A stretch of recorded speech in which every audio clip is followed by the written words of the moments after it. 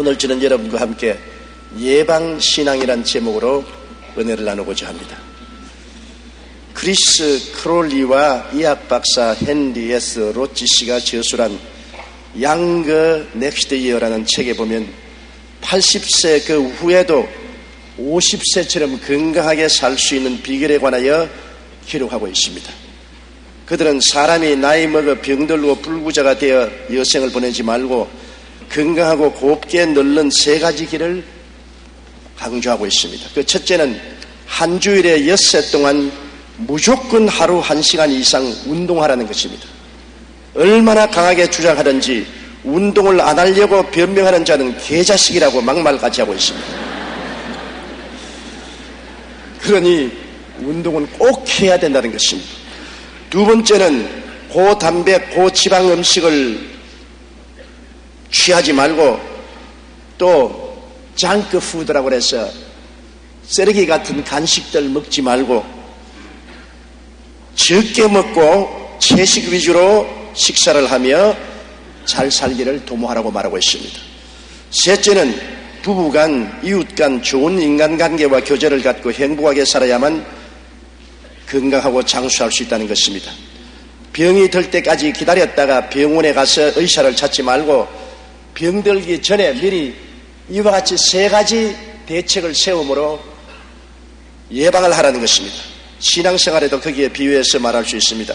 시험과 환난과 큰 고난을 당한 후에 하나님을 간절히 찾고 새벽 기도에 나오고 철야하고 금식하고 기도원으로 뛰어가고 하지 말고 평소에 올바른 신앙생활을 하면 시험과 환난과 큰 고난을 피할 수가 있는 것입니다. 예방신앙의 제일 첫째 조건이 그 나라와 그 일을 먼저 구하며 사는 것입니다. 하나님의 나라와 세상 나라가 대결될 때, 즉 하나님과 세상 섬기는 것이 대결할 때 어느 것을 택할 것인가? 이것이 우리에게 굉장히 중요합니다. 선택은 우리 인생에 굉장히 중요한 것입니다. 인생을 살아갈 때 어떤 친구를 택할 것이냐, 어떤 신랑 신부를 택할 것이냐, 어떤 직업을 택하느냐, 이런 것이 우리 생활에 절대적인 영향력을 미치지 않습니까? 하나님의 나라와 세상 나라가 나에게 다가올 때 내가 어느 편을 택할 것이냐, 이것은 우리 예방신앙에 절대로 중요한 것입니다. 예수님이 광야에서 40주 40야 금식하시고 나신 후에 세상 나라의 대표인 원수 마귀가 예수님을 찾아왔습니다. 그래서 배가 고파 굶주린 예수님께 뭐라고 말했습니까? 하나님 아들의 권세로서 떡부터 먼저 만들어 먹어라. 하늘나라보다도 세상 나라를 먼저 취하라는 것입니다. 그때 예수님은 단호하게 사람이 떡만 가지고 사는 것이 아니다. 하나님의 말씀으로 사는 것이다. 말씀 먼저 택하고 난 다음에 떡이 있지, 떡 먼저 택하고 말씀이 있지 않다고 순서를 분명히 선택했습니다.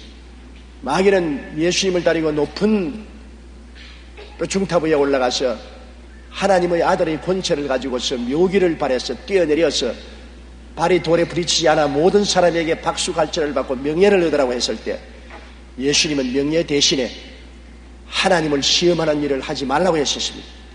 명예보다도 하나님을 시험하지 않고 하나님을 섬기는 것이 더 중요하다고 말했습니다.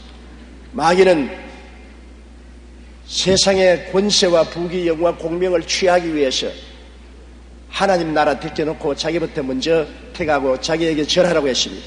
그러면 세상 부귀, 영광, 권세, 공명을 다 주겠다 그랬습니다. 그때 예수님께서는 단호하게 거부하고 하나님께만 먼저 경배하고 절하라고 말한 것입니다. 하늘나라와 세상 나라가 맞부딪힐 때 예수님은 단호하게 하늘나라 편을 택게 된 것입니다. 우리도 한 가지입니다. 우리의 삶 속에 하늘나라와 세상 나라가 종종 같이 부딪혀옵니다. 우리는 그때 하늘나라도 아니고 세상 나라도 아닌 어정쩡한 중간 노선을 택할 때가 굉장히 많습니다. 그래서 많은 시험에 빠지게 되는 것입니다. 마태복음 22장 37절로 38절에 예수께서 가라사대 내 마음을 다하고 목숨을 다하고 뜻을 다하여 주 너희 하나님을 사랑하라 하셨으니 이것이 크고 첫째는 계명이라고 말한 것입니다. 요한복음 12장 26절에도 사람이 나를 섬기려면 나를 따르라. 나 있는 곳에 나를 섬기는 자도 거기 있으리니 사람이 나를 섬기면 내 아버지께서 저를 귀히 여기시라고 말한 것입니다. 하나님을 첫째로 사랑하고 예수님을 첫째로 섬기며 따르는 삶을 우리가 선택할 때 하나님께서 우리를 귀하게 여겨주시는 것입니다. 미국 대통령이요 노벨 수상자였던 지미 카터 대통령에게 참으로 위대한 점이 있습니다. 그가 대통령으로 출마했을 때입니다. 유세 기간 중에 주일을 맞았는데 대부분의 입후보자들과는 달리 그는 표를 얻기 위해 큰 교회를 찾아가지 않았습니다. 오히려 비행기를 타고 평소에 다니던 고향 조지아주의 교회에 가서 예배를 드렸습니다. 그리고 예배가 끝나면 23년 동안 매주일마다 해왔던 주일학교 교사로서의 아이들을 가르치기 시작한 것입니다. 그렇게 대통령 유세에 바쁜데도 불구하고 주일날에는 미국 어느 주에 있든지 비행기 타고 조지아주 자기 고향 교회로 성수 주일하러 갔던 것입니다. 어느 주일에 약 70명의 기자들이 그를 취재하기 위해 교회로 몰려들었습니다. 그러자 지미 카터가 그들을 향해 이렇게 말했습니다. 기자 여러분, 오늘은 여러분이 나를 취재하기 위해 여기 오셨지만 다음 주일에는 여러분이 소속한 교회에 꼭 출석해 주시기 바랍니다. 지미 카터는 무엇보다도 하나님을 우선순위에 모시고 살았던 것입니다. 그 결과 그는 대통령에도 당선되었고 2002년에는 노벨 평화상을 수상하는 등 퇴임 후에 사람들로부터 더 크게 존경받는 인물이 되었습니다. 세상의 그 무엇보다도 하나님의 일이 먼저였습니다. 누구든지 하나님의 나라와 그 일을 먼저 구하는 자는 시험과 환난과 큰 고난 없이 평탄하고 복된 인생을 살아갈 수가 있는 것입니다. 또한 우리가 예수님의 정의와 세상 탐욕이 대결될 때 예수님의 가르치심을 따를 것이냐 세상 욕심을 따를 것이냐 중대한 기로에 서게 되는 것입니다. 우리는 세상에 사니까 세상의 욕심이 우리를 유혹하지 아니할 수가 없습니다. 육신의 정욕도 있죠. 안목의 정욕도 있죠. 이 세상 자랑도 있습니다. 그러나 예수님의 정의와 세상의 욕심이 부딪힐 때 어느 편을 택할 것인가 굉장히 중요한 것입니다. 마태복음 6장 24절에 한 사람이 두 주인을 섬기지 못할 것이니 혹 이를 미워하며 저를 사랑하거나 혹 이를 중히 여기며 저를 경히 여김이라. 너희가 하나님과 재물을 겸하여 섬기지 못하느라고 말한 것입니다. 그 무엇보다도 재물의 탐욕은 굉장합니다. 예수 그리스도의 정의보다도 재물을 택하는 사람들이 많습니다. 재물에 대한 탐욕이라는 것은 하나님의 정의보다도 우리를 더 현혹시키는 것입니다. 이럴 때 우리가 단호하게 먼저 구할 것 먼저 구하여 하나님의 정의를 구하면 하나님의 사랑을 받게 되는 것입니다. 석유왕으로 잘 알려진 존 록펠러는 손자들에게 엄격한 금전 교육을 시킨 것으로 유명합니다. 맨하탄 은행장을 역임했던 록펠러의 손자 데이비드 씨는 할아버지가 자신에게 했던 금전 교육에 관해서 이렇게 말했습니다.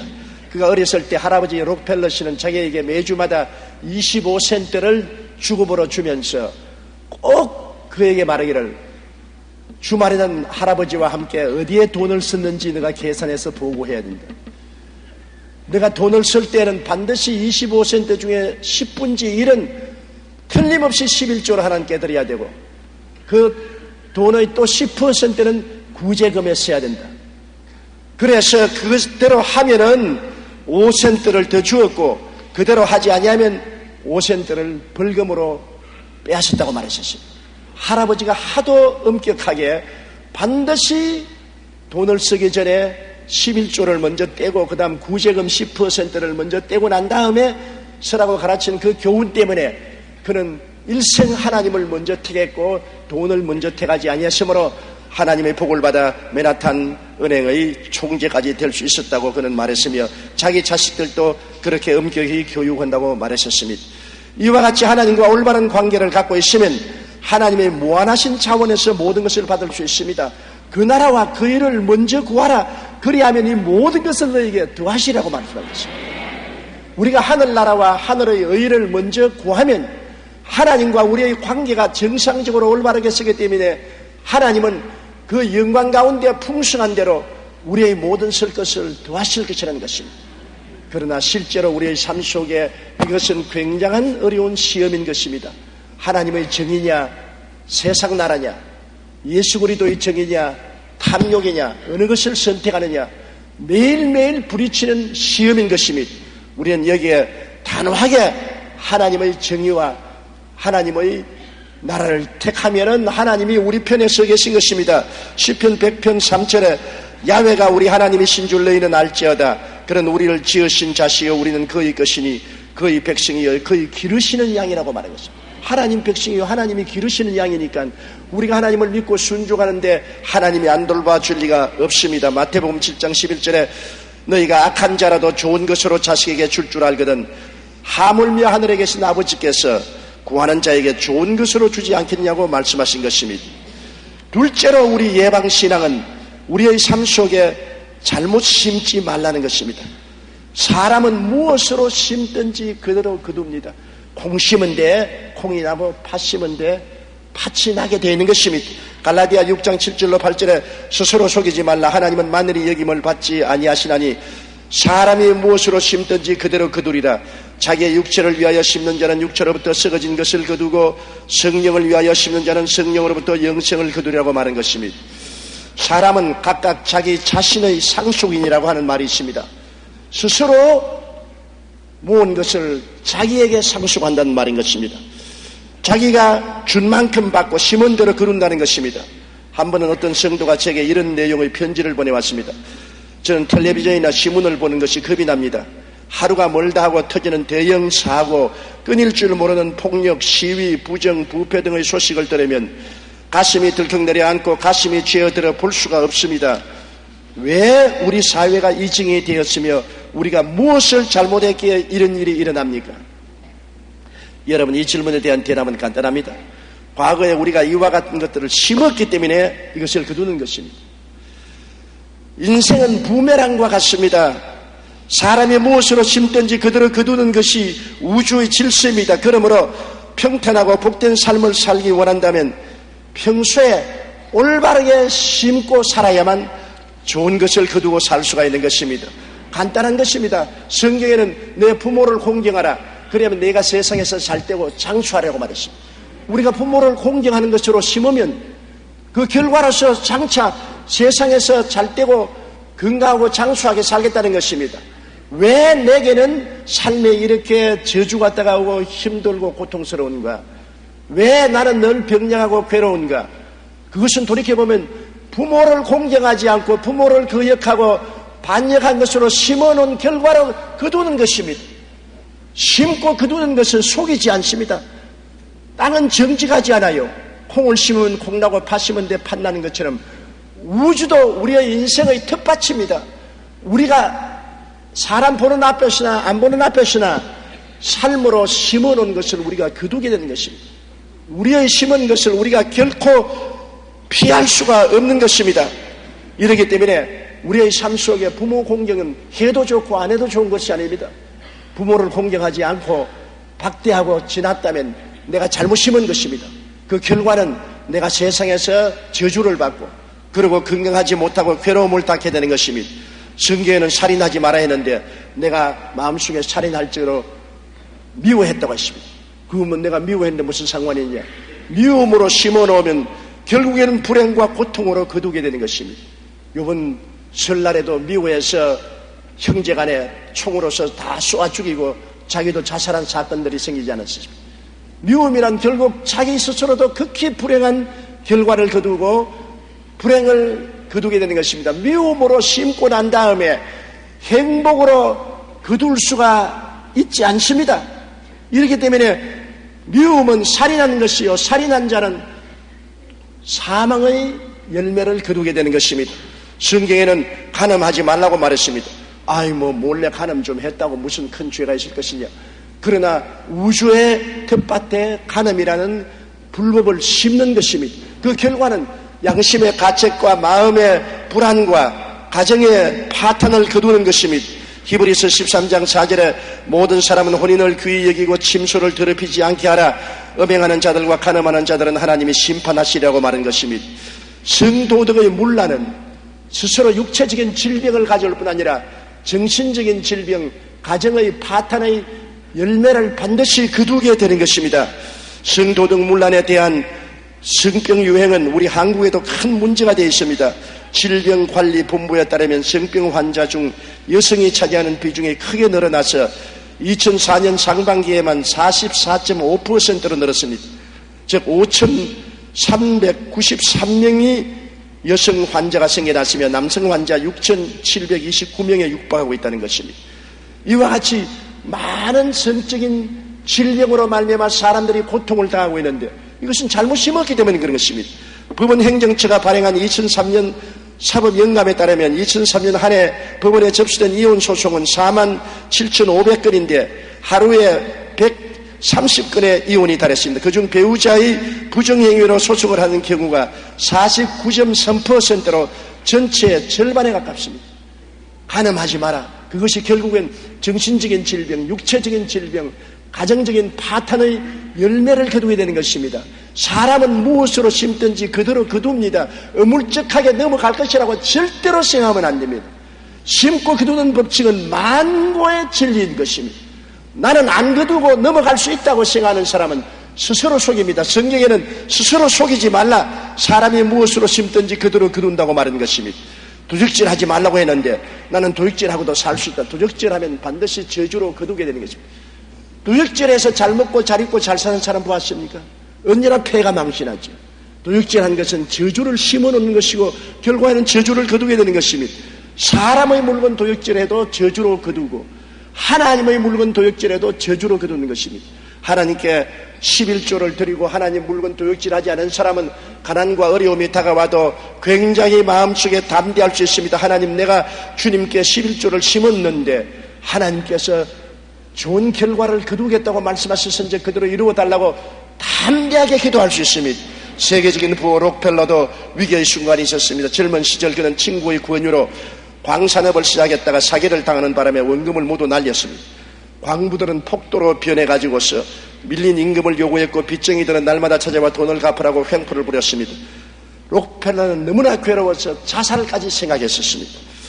그는 평소 하나님을 의지했던 사람인데 황량한 폐광 옆에 엎드려 간절히 기도했습니다. 하나님의 말씀은 1.1핵도 변함이 없음을 믿습니다. 저는 지금까지 온전한 11조를 드려왔습니다.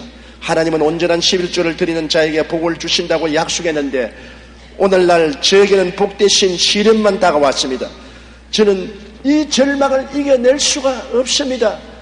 하나님이 이제 안 도와주시면 나는 자살할 수밖에 없습니다. 전능하신 하나님이여, 이 문제를 해결해 주옵소서. 그렇게 기도하는데 마음속에 더 깊이 파라 그럽니다. 폐광이 된 곳에 빚더미 위에 올라앉아서 절망에 벌어지는데 더 파라니 어떻게 합니까? 그러나 자꾸 더 파라. 그래서 하나님의 음성을 듣고 그는 빚을 내어서 더 광산을 깊이 파기 시작했습니다. 사람들은 그를 보고 드디어 이제는 미쳤다고 수군거렸습니다. 록펠러는 개의치 않고 광산 파는 일을 계속했습니다. 그 결과 얼마 지나지 않자 광산에서 황금 대신 금은 물이 분수처럼 솟아올랐습니다. 광산 깊은 곳에 유전이 담겨 있었던 것입니다. 기름이 분수처럼 솟아올랐었습니다. 그래서 그는 문자 그대로 금은 황금을 캐낸 록펠러 미국의 최고 가는 부자가 되어버리고 말한 것입니다. 우리가 믿는 하나님은 전지전능하십니다. 그렇기 때문에 우리가 하나님과 올바른 관계를 맺고 있다면 하나님은 무한하신 자원으로 우리를 축복해 주실 수가 있는 것입니다. 성경에는 내 이웃을 거짓 증거하지 말라고 말했습니다. 참수하는 것 말합니다. 이웃을 자꾸 참수하고 이웃을 못 살게 굴는 사람 치고 자기 스스로 잘 되는 사람 없습니다. 남을 참수하면 사람들에게 버림을 당하고 외로워지고 소외되고 마는 것입니다. 왜 사람들은 나를 좋아하지 아니할까? 왜 사람들은 나를 떠날까? 왜 사람들은 나를 아주 그물이 보듯이 보는 것인가? 그것은 자기가 참소로 심었기 때문에 사람들은 그 결과로 그 사람들에게 돌려주는 것입니다. 참수하는 사람치고 오랜 친구가 결코 없는 것입니다. 성경에는 잠언서 19장 5절에 거짓 정의는 벌을 면치 못할 것이요 거짓말을 내는 자도 피치 못하리라. 항상 벌이 따라오는 것입니다. 성경에는 또한 내 이웃을 탐하지 말라고 했는데 타인의 성공을 탐해서 방해하는 것은 잘못 심어놓은 것입니다. 그러면 자기가 잘못됩니다. 남 잘 되는 것 자꾸 축복해주고 칭찬해주고 복을 빌어주면 그 복이 자기에게 넘쳐오는데 남이 잘 되는 것 자꾸 핥히고 못되게 하고 비난하고 짓밟으면 자기에게 화가 되어 돌아오는 것입니다. 인생 삶은 마치 산울림과 같습니다. 산울림은 정직하게 내가 칭찬하면 칭찬이 돌아오고 내가 욕을 하면 욕이 저 산에서 들려오는 것입니다. 어떠한 사람이 시문을 보니까 좋은 옥수수 종자가 있다는 것을 기록해 놓았었습니다. 그래서 그는 빨리 달려갔어요. 그 새로 품종 개량된 좋은 옥수수 씨앗을 구해가지고서 밭에 심었는데 얼마나 옥수수가 잘 떼었던지 이웃 밭보다 배로 수확이 많았었습니다. 이웃 농부가 와서 자꾸 말했습니다. 그 옥수수 씨앗 좀 나누어 주십시오. 아니야, 못 나눠준다. 나만 잘 떼야지 당신까지 내가 잘 떼게 할 수 없다. 그래서 안 나눠줬어요. 그런데 그 이듬해 옥수수를 심었는데 전년보다 수확이 좋지 못하거든. 이상하다, 왜 그럴까? 3년째는 영 이웃집 옥수수보다도 더 적게 수확이 됐어요. 그 왜 그러냐 알아보니까 이웃집 옥수수에서 나오는 옥수수 가루가 자기 옥수수 밭에 바람이 불어서 와서 접촉이 돼가지고서 잘못된 가루를 받아가지고서 옥수수가 더 품종이 나빠져가지고서 전에보다 훨씬 수확을 못하게 되었습니다. 이웃의 옥수수를 나누어 줬더라면 좋은 옥수수 수술 가루가 서로 교접을 해서 좋은 옥수수를 생산할 수 있을 것인데 욕심을 내었다가 자기 옥수수도 망하고 이웃 옥수수도 망하고 마는 것입니다. 남을 잘되게 하면 자기도 잘되고 남을 못되게 하면 자기도 못되는 것이 심고 두는 법칙이라는 것을 우리가 알아야 되는 것입니다. 우리가 또한 예방신앙을 하기 위해서는 셋째로 사랑을 실천하며 살아야 되는 것입니다. 이 세상에서 사랑을 실천하고 사는 사람에게 언제나 하나님의 은총과 복이 따르게 되는 것입니다. 인간은 함께 살아야만 하는 것입니다. 혼자 살지 못해요. 함께 살자면 남을 섬기는 마음을 가져야 되는 것입니다. 한 가정에도 남편과 아내가 함께 살려면 남편은 아내를 섬기려고 해야 되고 아내도 남편을 섬기려고 해야 되는 것입니다. 부모도 자식을 섬기고 자식도 부모를 섬기고 함께 살려면 자기를 낮추고 남을 섬기는 삶을 살아야지, 남에게 나와서 나만 섬기십시오, 나만 따르십시오, 내 주장만 하면은 결코 함께 살 수가 없는 것입니다. 사랑을 실천하기 위해서는 교만을 버리고 자기 중심을 버리고 남을 이해하고 동정하고 사랑하며 섬기는 삶을 살아야 됩니다. 잠언서 16장 18절에 교만은 패망은 선봉이요 거만한 마음은 넘어짐의 앞잡이라고 말한 것입니다. 베드로전서 5장 5절에 하나님이 교만한 자를 대적하시되 겸손한 자들에게 은혜를 주신다고 말한 것입니다. 예수님께서도 친히 말씀하시기를 인자에 온 것은 섬김을 받으려 함이 아니라 도리어 섬기려 하고 자기 목숨을 많은 사람의 대속물로 주려 함이라고 말씀한 것입니다. 오스트리아의 심리학자 알프레드 애들러 박사는 그에게 찾아온 우울증 환자들에게 이렇게 말했습니다. 2주간만 나의 처방대로 하십시오. 그러면 당신은 건강해질 것입니다. 그 처방은 별로 어렵지 않습니다. 매일매일 어떻게 하면 남을 기쁘시게 해줄까 궁리해서 이웃에 가서 남을 기쁘게 하고 즐겁게 하는 것을 실천하십시오. 그러면 당신의 우울증이 나을 것입니다. 애들러 박사의 명성을 듣고 대단한 처방을 기대하고 찾아왔던 많은 사람들이 싱거운 처방에 그만 실망하고 비난하고 돌아섰습니다. 그러나 박사의 처방을 믿고 그대로 다른 사람들에게는 당장 효과가 나타났습니다. 남을 기쁘게 하기 위해 그들을 돕고 어려운 이웃에게 사랑을 실천했더니 자기 우울증이 싹 사라져버리고 말았다는 것입니다. 주라, 그래야면 돌려줄 것이니 곧 후이되어 눌러 흔들어 넘치게 삼켜주리라. 남을 기쁘시게 하면 부메랑이 되어서 내게 기쁨이 다가오는 것입니다. 남을 즐겁게 하면 내게 즐거움이 다가오는 것입니다.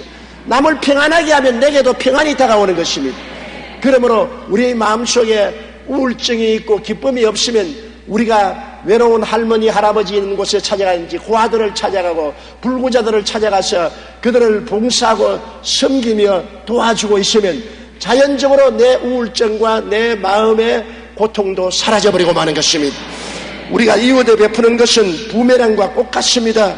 세상을 향해 사랑의 부메랑을 날려보십시오. 상상할 수 없는 놀라운 은총이 여러분에게 날라 돌아오는 것입니다. 늘 아내가 나에게 사랑을 베풀어 주지 않는다고 불평을 하지 마십시오. 아내에게 한번 사랑을 잔뜩 베풀어 주어 보십시오. 사랑이 돌아오지요. 남편에게 굉장한 이해와 동정과 사랑을 베풀어 보십시오. 반드시 그것이 돌아오게 되어 있는 것입니다. 이것이 사랑의 법칙인 것입니다. 사랑하면 사랑받게 되는 것입니다. 내가 사랑받기만 원하면 사랑을 내가 받을 수가 없게 되는 것입니다. 인생은 부메랑이라는 것을 알아야 되는 것입니다. 우리는 항상 사랑이라는 것은 내가 받는 것이 아니라 주는 것이라는 것을 마음속에 늘 잊어서는 안 되는 것입니다. 탐욕을 비울 수 있어야 되고, 그리고 하나님의 사랑은 항상 주는 것이라는 것을 알아야 되는 것입니다. 하나님은 세상을 이처럼 사랑하라 주셨습니다. 무엇을 주었습니까? 독생자를 주었습니다. 예수님은 우리를 이처럼 사랑하사 주셨습니다. 무엇을 주셨습니까? 몸을 찢고 피를 흘려 주신 것입니다. 여러분, 마귀는 절대로 주지 않아요. 마귀는 자꾸 빼앗아가요. 하나님의 보좌를 빼앗으려고 했죠. 아담과 하와를 꿰서 하나님 자리를 빼앗으려고 했죠. 도적이 오는 것은 도적질하고 죽이고 멸망시키는 것뿐입니다. 도적이 여러분 집에 오면은 좋은 일 합니까? 집에 있는 것 다 빼앗아가지요. 마귀는 언제나 우리에게 와서 빼앗아가지만 하나님은 언제나 주시는 것입니다. 태양빛을 주시고, 하나님은 공기를 주시고, 물을 주시고, 양식을 주시고, 삶을 주시는 것이 하나님의 역사인 것입니다. 하나님이 세상을 이처럼 사랑하사 주셨다는 것을 잊지 말아야 되는 것입니다. 그러므로 우리가 항상 사랑한다면 주려고 애를 써야 되는 것입니다. 사랑하는 따뜻한 말 한마디, 그리고 사랑하는 체온, 그리고 물질, 그리고 우리의 기쁨, 즐거움을 나누는 것입니다. 나는 뭐 나눌 것이 없는데 뭘 줍니까? 우리가 돈이 있으면 돈으로 나누고, 옷이 있으면 옷으로 나누고, 신발이 있으면 신발로 나누면 좋습니다. 그것도 없다면은 따뜻한 말 한마디를 나누는 것 얼마나 좋습니까? 염려, 근심, 불안, 초조, 절망에 처한 사람에게 용기와 희망과 격려를 주는 것, 그리고 외로운 사람이 가서 따뜻한 손을 붙잡아 흔들어 주는 것, 이 얼마나 좋은 나눔인 것입니까? 인간은 내가 나누어 줌으로 내가 부유하고 풍성해 주는 것입니다. 주면 돌려주는 것입니다. 그리고 후회되어 눌러 흔들어 넘치게 삼켜 주는 것입니다. 사랑은 주는 것이지, 사랑은 자꾸 달라고 받는 것이 아닌 것입니다. 자꾸 달라고 하는 데는 불행이 다가오지만은 주는 데는 언제나 풍성한 행복이 따라오게 되는 것입니다. 사랑을 실천하면서 살아야 되는 것입니다. 잠언서 11장 25절에도 구제를 좋아하는 자는 풍족하여질 것이요 남을 윤택케 하는 자는 윤택하여지리라고 말씀한 것입니다. 넷째로 우리가 예방신앙을 하고 살려면 믿음으로 살아야 되는 것입니다. 이 세상에 우리가 환경을 바라보고 보는 대로, 듣는 대로, 냄새 맡는 대로, 만지는 대로, 느끼는 대로 살면 불안해서 살 수가 없습니다. 굳건한 반석에 서서 동남풍이 불고 서북풍이 불어도 밀고 나갈 수 있는 믿음이 있어야 되는 것입니다. 밤이 다가오면 아침이 올 것을 믿을 수 있어야 되고, 폭풍우가 다가오면 평안한 날이 올 것을 믿을 수 있어야 되고, 가시밭길을 걸어갈 때는 평탄한 길이 올 것을 믿어야 되고, 흠산 줄령을 지날 때는 평탄한 평지가 다가올 것을 믿어야 되는 것입니다. 어떻게 그런 것을 믿을 수 있습니까? 밤을 변하여 낮이 되고 풍랑을 변하여 조용하게 만드는 하나님을 믿어야만 되는 것입니다. 하나님에 대한 믿음이 없이는 우리가 결코 평안하게 인생을 살아갈 수가 없는 것입니다. 하나님은 오늘날 어디에서 만날 수 있습니까? 하나님은 말씀을 통해서 나타나시는 것입니다. 하나님을 우리가 다른 데서 찾지 말고 하나님 앞에 나가서 말씀을 펼치고 읽을 때 말씀을 통하여 오늘날 또 하나님은 우리에게 말씀하는 것입니다. 성경에는 믿음은 들음에서 나며 들음은 그리스도의 말씀으로 말미암는다고 말하셨으며 주의 말씀은 내 발의 등이요 내 길에 빛이 된다고 말했습니다. 요수아에게 요수아 1장 8절에 하나님 말씀하기를 이 율법책을 너희 입에서 떠나지 말게 하여 주야로 그것을 묵상하여 그 가운데 기록한 대로 다 지켜 행하라. 그리하면 내 길이 평탄하게 될 것이라 내가 형통하리라고 말씀하신 것입니다. 그러므로 말씀을 통하여 하나님을 알고 하나님을 나의 피난처로 삼고 하나님을 나의 난공불락의 요새로 삼고 하나님을 나의 의지로 삼으면 하나님께서 나를 새 사냥꾼의 올무에서와 극한 연병에서 건져주시는 것입니다. 좋을 때는 우리가 편안하게 살 수 있지만 내게 큰 환난과 시험이 다가올 때 내가 피할 곳이 있어야 되고 숨을 곳이 있어야 되고 의지할 곳이 있어야 되는데 이것은 하나님이 우리의 피난처요 요새요 의리하는 하나님이 될 수 있기 때문인 것입니다. 그러므로 새 사냥꾼이 와서 우리를 잡으려고 그물을 쳐도 우리를 하나님이 건져줄 것을 믿을 수가 있고 큰 고통이 다가와도 건질 것을 믿을 수가 있는 것입니다. 밤에 부지불식간에 놀란 일이 다가올 때도 하나님이 같이 계시고 지켜주시고, 낮에 나를 계획적으로 활을 쏘 잡으려고 하는 사람도 하나님이 나를 붙들어서 피하게 해주시옵시고, 흑암 중에 당하오는 큰 고통과 낭패가 당할 때도 하나님이 같이 계셔 나를 붙들어 주시고, 백주에 파멸되는 흉흉한 일이 다가올지라도 하나님이 같이 하셔서 천인은 옆에서 넘어지고 만인이 쓰러져도 하나님이 나와 같이 계심으로 재앙에서 피해 줄 것이라는 믿음을 가질 수가 있는 것입니다. 이런 믿음이 있어야 인생을 긍정적으로 보고 희망을 가지고 살 수 있는 것입니다. 인생을 긍정적으로 보는 것은 굉장히 중요한 것입니다. 언제나 나는 못 산다, 나는 안 된다, 나는 할 수 없다, 나는 파멸이다, 나는 절망이라고 생각하면 그러한 사람에게는 내일이 없습니다. 그러한 사람에게는 오직 파멸과 좌절과 절망밖에 없습니다. 조그마한 빛이라도 빛을 바라볼 수 있으면 사람은 좌절하지 않습니다. 이러므로 여러분, 식물들을 보십시오. 식물들은 집에서 화분에 식물을 키워보면은 모든 잎사귀가 창문을 향합니다. 빛을 향해서 전부 잎이 그리 향합니다. 모든 식물의 잎사귀는 빛을 향해서 뻗어나가는 것입니다. 이처럼 여러분, 우리의 마음도 항상 빛을 향해서, 하나님을 향해서 긍정적이고 적극적이고 창조적이고 낙관적인 희망을 향해서 살아야만 되는 것입니다. 희망을 저버리는 사람은 절대로 하나님이 같이 할 수가 없는 것입니다. 환난이나 공고나 적신이나 위험이나 기근이나 칼이냐, 이 모든 일에 우리를 사랑하는 이로 말미암아 우리는 넉넉히 이긴다고 사도 바울 선생은 말하셨습니다. 로마서 8장 32절에 자기 아들을 아끼지 아니하시고 우리 모든 사람을 위하여 내어주시니가 어찌 그 아들과 함께 모든 것을 우리에게 은사로 주시지 아니하겠냐고 말했던 것입니다. 아들조차 아낌없이 하나님이 주셨는데 그 아들을 구주로 모시고 섬기는 우리에게 하나님이 무엇을 안 주겠다는 것입니다.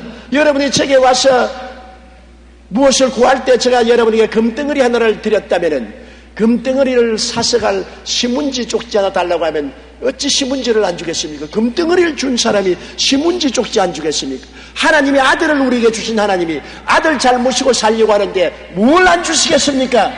예수님을 중심으로 섬기고 사는 자는 하나님께서 모든 것을 허락해 주시겠다고 약속하신 것입니다. 한 평생을 두고 인간과 그 잠재 능력에 대하여 연구해온 위대한 심리학자인 알프레드 아들러는 말하기를 인간에 있어 가장 놀랄만한 특성의 하나는 마이너스를 플러스로 바꾸는 힘이라고 말했었습니다. 인생에 마이너스가 오는데도 불구하고 이것이 플러스가 될 것이라고 믿는 것, 이것이 인간의 능력이라는 것입니다. 인간이 동물보다 다른 것은 절망에서 소망을 기대하는 것, 패배에서 승리를 기대하는 것, 어두움에서 빛을 기대할 수 있는 마음을 가진 것이라는 것입니다. 그러한 마음의 힘은 하나님을 의지할 때 생겨나는 것입니다. 왜냐하면 하나님은 거대한 변화의 하나님이시기 때문인 것입니다. 하나님께서는 불행을 행복으로 바꿀 수가 있습니다. 절망을 소망으로 바꿀 수가 있는 것입니다. 큰 패배를 성공으로 바꿀 수가 있는 것입니다. 큰 재난을 큰 축복으로 바꿀 수가 있는 것입니다. 슈바이처 박사도 성공의 비결은 전 성회를 통하여 희망을 잃지 않은 데 있다고 말씀한 것입니다. 희망을 버리지 말라. 우리가 스스로는 희망을 버릴 때가 많습니다. 인간이 극한 상황에 처하게 되면 자기의 인격을 상실합니다. 살 것을 포기하고 자살할 수밖에 없습니다. 이러한 때에 여러분, 우리를 붙잡아 주시는 이가 바로 예수 그리스도 안에 있는 하나님의 말씀인 것입니다. 내가 하나님의 말씀을 마음속에 간직하고 있으면 내가 절망과 좌절에 처할 때도 그것이 희망의 빛이 되어서 나를 붙들어 이렇게 세워주시고 나로 하여금 긍정적이고 적극적이고 창조적인 희망을 가질 수 있게 만들어주는 것입니다. 사람이 여러분 희망을 버리지 아니하면 결코 하나님이 그를 버리지 않는 것입니다. 절망하지 않은 이상 하나님은 붙들어 주시는 것입니다. 성경은 뭐라고 말합니까? 내가 사망의 엄침한 골짜기로 다닐지라도 해를 두려워하지 않을 것은 주께서 같이 계십니다. 여러분, 이것이 우리 희망입니다. 사망의 엄침한 골짜기니까 내가 죽을 수밖에 없습니다. 희망이란 없습니다. 좌절이요 절망입니다. 부모, 형제, 처자 다 떠났습니다. 나 혼자 가장 고통스러운 골짜기를 지나갑니다. 아무도 몰라줍니다. 그러나 그 절망에서 죽을 수밖에 없지만은 성경은 말합니다. 하나님은 함께 계신다. 그 어둡고 캄캄한 절망에도 하나님은 같이 계셔서 하나님의 지팡이는 하나님의 지혜와 총명과 모략과 재능이요 하나님의 막대기는 하나님의 권능으로 우리를 이끌어 주십니다. 이와 같은 마음속에 긍정적이고 적극적인 믿음만 있으면 어떠한 사망의 골짜기도 우리는 승리로 나올 수가 있는 것입니다. 이러므로 이와 같은 신앙이 우리에게 얼마나 보배로운 것이 되고 있지 않습니까? 여러분, 이러한 신앙을 가지고 우리가 기도하고 낙심하지 아니하면 하나님께서 우리와 같이 계셔서 모든 것이 합동하여 선을 이루게 만들어주는 것입니다. 저는 늘 어려움을 당할 때마다 외우는 말씀이 있습니다. 에레미야서 33장 3절, 일을 행하는 야훼, 그 일을 지어 성취하는 야훼, 그 이름을 야훼라 하는 자가 이같이 이르노라. 너희는 내게 부르짖어라. 내가 내게 응답하겠고 내가 알지 못하는 크고 비밀한 일을 보여주리라. 나는 그게 감사합니다. 내가 아는 바로서는 희망이 없습니다. 내가 아는 바로서는 나갈 문이 없습니다. 내가 아는 바로서는 제기할 수 없다고 생각됩니다. 그러나 성경은 말씀하기를 내가 알지 못하는 크고 비밀한 일을 내가 보여주겠다. 이것이 마음속에 얼마나 큰 희망이 됩니까? 또한 성경은 말씀하기를 하나님을 사랑하는 자 곧 그 뜻대로 부르심을 입은 자들에게는 모든 것이 합력하여 선을 이루나니라. 좋은 일, 나쁜 일, 슬픈 일, 기쁜 일, 건강할 때, 병들 때, 성공할 때, 실패할 때 모든 것이 다 나중에는 합쳐서 유익이 된다고 말씀하십니다. 그러므로 소망을 얻을 수가 있지 않습니까? 마태복음 7장 7절에는 구하라 그러면 너에게 주실 것이요, 찾으라 그러면 찾을 것이요, 문을 두드리라 그리하면 너에게 열릴 것이라 했었으니 우리가 소망을 잃지 않으면 끝까지 부르짖고 기도하는 것입니다. 앉아나서나 울면서 웃으면서 주님께 부르짖어 기도하고 주님은 그 기도를 듣고 계신 것입니다. 우리의 생각에는 하나님이 우리를 버렸다고 생각하지만은 주님께서는 우리의 기도를 들으시고 우리를 이끌어 주시는 것입니다. 주님께서는 내 입을 넓게 열라 내가 채우리라고 말씀하셨으니 주님은 우리가 기도를 낙심하지 않고 포기하지 않고 부르짖으면 채워주시기 위해서 우리를 따라와서 기다리시는 하나님인 것입니다. 우리는 하나님 앞에서 언제나 삶의 순서를 올바르게 선택해야 됩니다. 먼저 구할 건 먼저 구하고 나중 구할 건 나중 구해야지. 순서를 잘못해놓고 막 엉망진창이 되어놓으면 도저히 실타래를 풀어갈 수가 없습니다. 그 나라와 그 일을 언제나 먼저 구하는 삶을 살아야 되는 것입니다. 그리고 우리의 삶에서 심고 거두는 것은 정말 중요합니다. 내가 무엇으로 심든지 그대로 거둡니다. 어물쩡하고 넘어가지 못합니다. 내가 남을 굉장히 괴롭게 해놓고 난 다음 나는 괜찮을 것이다. 절대 안 괜찮습니다. 하나님이 그것을 계산해 놓고 있습니다. 거두게 되는 것입니다. 남은 물건 훔쳐놓고 난 다음에 아무도 못 봤으니 괜찮다. 하나님은 계산해 놓고 있습니다. 반드시 심은 대로 거두는 것입니다. 사람이 무엇으로 심든지 그대로 거둡니다. 잘 심으면 잘 거두고 못 심으면 못 거두게 되는 것입니다. 심고 거두는 것을 생각하고 우리는 올바르게 심기 위해서 노력해야 되는 것입니다. 그리고 사랑으로서 실천하며 살아야 됩니다. 남을 섬기고 나누어 주면서 사랑으로 살면은 내가 언제나 사랑으로서 보답을 받고 살게 되는 것입니다. 그리고 하나님을 믿고 의지하면서 흑암과 시련과 고난을 통할 때 희망을 가지고 낙심하지 말고 믿고 기도하고 나가면 하나님이 같이 하심으로 여러분의 일생을 주님께서 복되게 만들어주는 것입니다. 삶에는 심고 거두는 인과응보가 반드시 따른다는 것을 여러분 절대로 잊지 마십시오. 생명의 원천인 사랑을 갖고 살아 하나님을 믿고 복종하면 하나님이 여러분에게 사랑으로 대해준다는 것도 잊지 마십시오. 예비하고 우리가 마음을 다스려서 예방신앙을 가지면 큰 시험과 환난을 피할 수가 있는 것입니다. 건강을 미리 예방하는 것처럼 여러분 신앙도 예방신앙을 가져야 되는 것입니다. 우리가 일주일에 6 동안 부지런히 하루에 1시간씩만 운동하면 몸이 건강해지죠. 아주 쓰레기 같은 음식들 자꾸 먹지 말고 소식하고 잘 살고 채소를 먹고 잘 살고 건강을 도모해야 되고 그 다음 마음을 평안을 가지면 건강하게 살 수 있는 것처럼 우리 영혼도 우리가 하나님 앞에 올바른 신앙의 대책을 세우면 큰 시험과 환난을 피하고 하나님의 축복 중에 영혼이 잘됨같이 범사에 잘되며 강건하고 생명을 얻되 넘치게 되며 평안하게 잘 살 수 있게 되는 것입니다.